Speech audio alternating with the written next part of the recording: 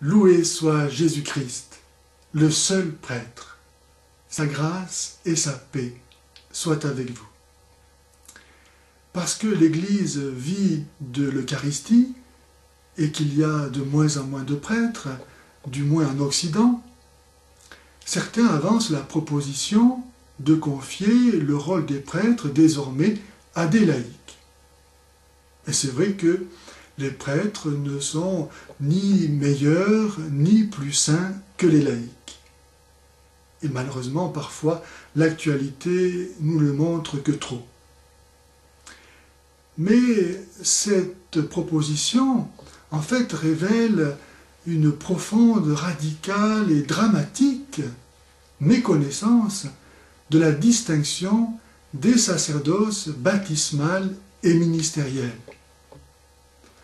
En effet, chaque baptisé et le prêtre lui-même, à la messe, a le rôle, le devoir de s'offrir lui-même en tant que membre du corps du Christ lors de l'offrande du sacrifice de Jésus rendu présent par la messe. Par lui, avec lui et en lui, à toi, Dieu le Père Tout-Puissant, dans l'unité du Saint-Esprit, tout honneur et toute gloire pour les siècles des siècles. Amen.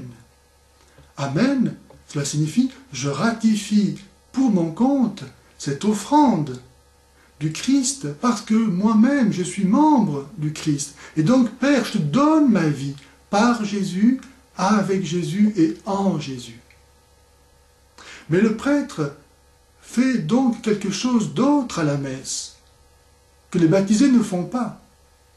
Non seulement il offre sa propre personne, comme une hostie vivante, sainte et agréable à Dieu, ainsi que saint Paul nous y invite dans l'Épître aux Romains, au chapitre 12 et au verset 1, mais en plus, il offre le sacrifice de Jésus lui-même. Et de cela, qui est capable ? Vous voyez, vous, avec dans les bras le cadavre sanguinolent du Verbe de Dieu fait chair, et dire au Père, voilà, Père, je t'offre ton Fils. Vous imaginez la colère de Dieu? Personne ne peut offrir que son propre sacrifice, et non pas celui de son voisin. On n'en est plus à l'époque où les hommes pensaient pouvoir rendre gloire à Dieu en offrant des sacrifices, animaux et même humains, comme cela se faisait sur les autels des temples mayas, ou comme cela se fait encore par le djihad.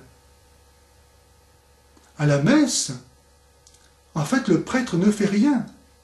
C'est Jésus lui-même qui fait tout, qui offre son propre sacrifice.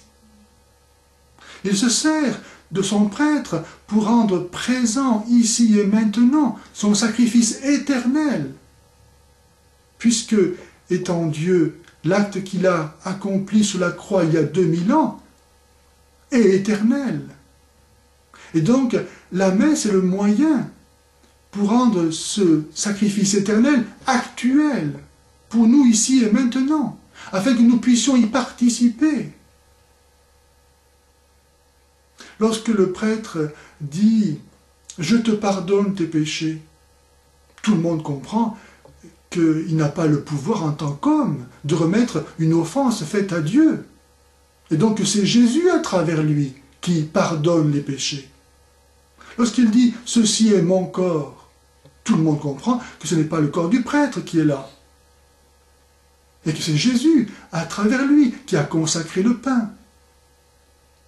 Comme le dit l'Épître aux Hébreux, personne ne peut s'arroger à soi-même cet honneur d'être prêtre. Hébreux 5.4. On y est appelé par Dieu, un appel que l'Église confirme. L'Église n'est pas une institution humaine. Elle ne procède pas de la volonté des hommes, qui se donnent à eux-mêmes la vie. L'Église vit d'une vie surnaturelle. Elle vit de la vie de la grâce. Et la grâce nous est donnée par les sacrements. Les sacrements me sont donnés par Jésus-Christ. À lui la gloire et l'amour de nos cœurs à jamais.